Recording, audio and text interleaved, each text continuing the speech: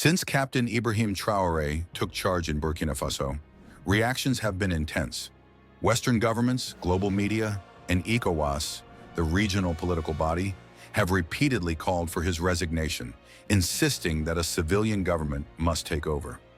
Local politicians, eager to reclaim power, have echoed these demands, arguing that military rule is unacceptable. But here's where things get interesting. Ordinary Burkinabe citizens don't share that view. Instead of calling for his resignation, they have flooded the streets in support of Traoré, standing firm against external and elite pressure. So what's really going on? Why is there such a stark contrast between what outsiders and political elites want versus what the people on the ground actually support? And what does this mean for Africa as a whole? Let's break it down. The West champions democracy as the ultimate system of governance. The idea is simple. People should have the freedom to elect leaders, hold them accountable, and vote them out after a set term. On paper, it sounds like the perfect system, but here's the reality. The West also views anything outside of this framework, whether it's military rule in Burkina Faso or socialism in China, as inherently oppressive. The dominant narrative suggests that governments like these stifle freedom, silence opposition, and concentrate power in the hands of a few. And while there's some truth to these concerns, the uncomfortable fact is this: democracy isn't always the shining beacon of fairness and progress it's made out to be. Take Equatorial Guinea, for example. This oil-rich nation should, by all accounts, be one of Africa's wealthiest. But despite its massive petroleum reserves, over 70% of its population lives in poverty. Clean water is a luxury, and millions of children are out of school. What went wrong? The answer: Teodoro Obiang. He's ruled Equatorial Guinea for over 4 decades, holding on to power under the guise of democracy. His story is one of deceit, corruption, and unchecked control. The illusion of democracy, Equatorial Guinea's reality. After gaining independence from Spain in 1968, Equatorial Guinea's first president, Francisco Macias Nguema, ruled with terror, mass killings, purges, and absolute brutality. A third of the population either fled or perished. Then, in 1979, his own nephew, Teodoro Obiang, overthrew him. Initially, there was hope for change, but fast forward to today, and Obiang has mastered the art of ruling through a democratic facade. Yes, there are elections, but everyone knows they're staged. Opposition parties exist, but they have no real power. The country's wealth? It's hoarded by a small elite while the masses suffer. Obiang's corruption is legendary. In 2003, he made a bizarre announcement.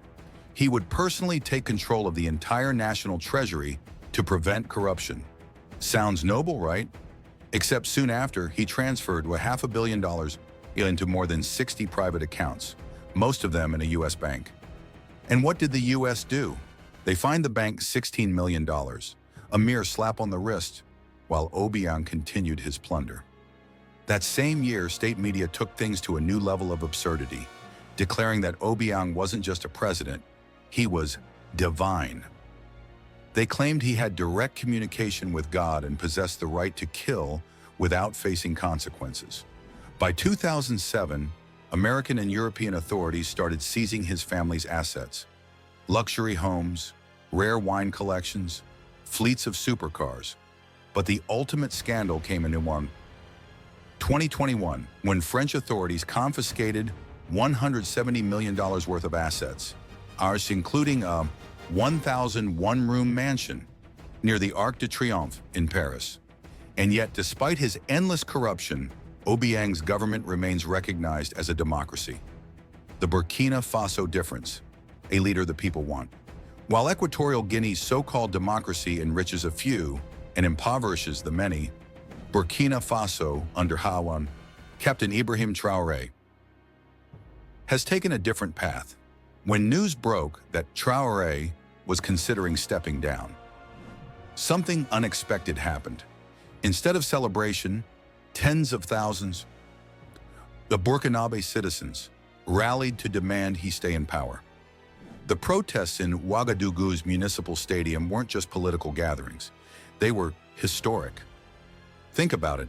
How often do you see African citizens demanding that a leader remain in power? In most cases, protests are about ousting corrupt presidents. But here, the people themselves refuse the idea of Traoré stepping down. And it wasn't just Burkinabe citizens. Activists and supporters from across Mali, Niger, and other Sahel nations joined in, standing shoulder to shoulder in support of Traoré's leadership. We don't want another president. We don't want elections. Why? Because for decades, democracy in Burkina Faso had failed them.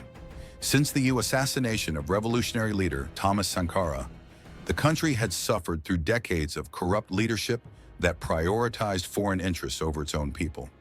Then came Traoré, and with him, a new vision. Traoré's bold reforms, a nation rebuilt. Under Traoré's leadership, Burkina Faso has undergone a dramatic transformation for over 60 years. Burkinabe's citizens were told they couldn't grow wheat because the climate wasn't suitable. Traoré challenged that narrative and won. Now, Burkina Faso produces wheat. He spearheaded major agricultural initiatives, including Operation Agro-Pastoral Offensive, the Presidential Initiative for Food Self-Sufficiency, and his efforts paid off. In 2024, Burkina Faso secured €38.4 million from the African Development Bank to boost agriculture and shield against food crises. But he didn't stop there. For decades, Burkina Faso's gold wealth flowed out of the country with little benefit to its people. Traoré temporarily banned gold exports, cracked down on corruption in the industry, and built a national gold refinery, ensuring that the country's wealth stayed within its borders. Unlike most African leaders, Traoré refused a presidential salary, cut excess government spending, and modernized the military to strengthen national security. His leadership delivered results. By 2024, the World Governance Index ranked Burkina Faso as one of the best-governed countries in Africa. Final thoughts. Leaders over systems. This story isn't just about Traoré. It's about the difference between true leadership and empty democracy. Democracy, dictatorship, military rule, no system is perfect. What truly matters is who is leading. Equatorial Guinea's democracy has produced corruption and poverty. Burkina Faso's military rule has produced progress and hope. The question is no longer about political systems, it's about the right leaders.